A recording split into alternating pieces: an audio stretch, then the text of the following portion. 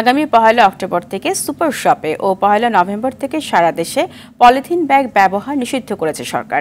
এই সিদ্ধান্তের কথা জানিয়েছেন পরিবেশ, বন ও জলবায়ু পরিবর্তন বিষয়ক উপদেষ্টা সৈয়দা রেজওয়ানা হাসান। তিনি জানান, পলিথিন ব্যবহার রুখতে কাঁচা বাজার ও পলিথিন উৎপাদন কারখানা অভিযান চালানো হবে। ক্রেতাদের পলিথিন ব্যাগ দেওয়া যাবে না।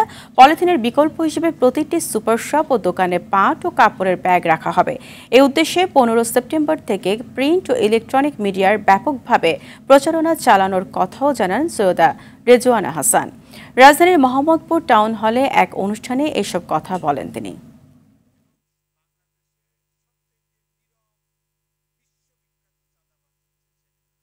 1 অক্টোবর থেকে কোনো সুপার শপিং মলে চেইন যেগুলোকে আমরা বলি, সেগুলোতে ওনারা আর পলিথিন ব্যাগ ব্যবহার করবেন না, প্রোপাইলিন ব্যাগ ব্যবহার করবেন না।